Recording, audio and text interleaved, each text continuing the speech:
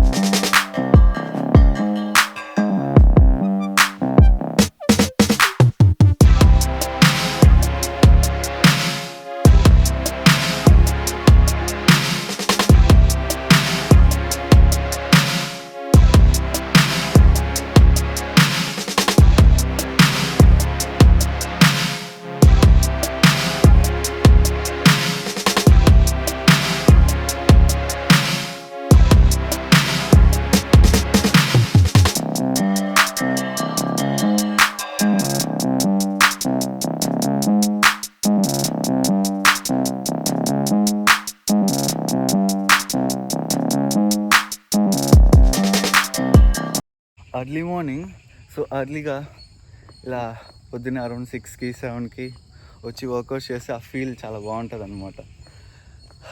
చాలామంది యంగేజ్లో 25, 23, 24, 25 around 30 years ఉన్న వాళ్ళు కూడా హార్ట్ స్ట్రోక్లో వచ్చి జిమ్లో కొలాప్స్ అయిపోయే వాళ్ళు చాలామంది వీడియోస్ చూస్తున్నాం.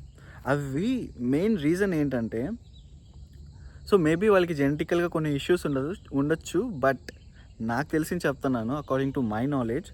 జస్ట్ ఇమాజిన్, ఇప్పుడు మనం ఫాస్ట్గా జిమ్కి వెళ్ళంగానే వెయిట్స్ లిఫ్ట్ చేస్తే ఏమవుద్ది, మన హార్ట్ రేట్ అనేది ఒకేసారి ఫాస్ట్ అయిపోద్ది అనమాట. స్లోగా మనం చిన్న చిన్న వార్మప్స్తో మన హార్ట్ రేట్ అనేది స్లోగా ఇంక్రీజ్ చేసుకుంటూ ఉంటే అది కూడా దాని పని అది చేసుకుంటుంది అనమాట. అలా కాదు నా మాట నువ్వే వినాలి అనుకుంటే అది మన మాట వినదనమాట. సో నెక్స్ట్ టైం మన బాడీని కూడా స్లోగా మన కంట్రోల్లో వచ్చేలా మార్చుకోవాలి. అది దేనివల్ల అవుద్ది? ఈ స్ట్రెచ్చింగ్స్ వల్ల, ఈ వార్మప్స్ వల్ల, ఈ మొబిలిటీ వల్ల ఇంక్రీజ్ అవుద్ది. సో మెయిన్లీ స్ట్రెచ్చింగ్స్ చేయడం వల్ల మనకి బెనిఫిట్ ఏంటంటే మన బ్లడ్ ఫ్లో అనేది ఇంకా ఫాస్ట్గా మనకి పంప్ అవుద్ది. సో దట్ మీన్స్ మన హార్ట్ అనేది చాలా బాగా హెల్తీగా ఉంటుంది అనమాట. సో దీనివల్ల మన ఫ్యూచర్లో కూడా మనకి ఆరోగ్యంగా ఉంటాం.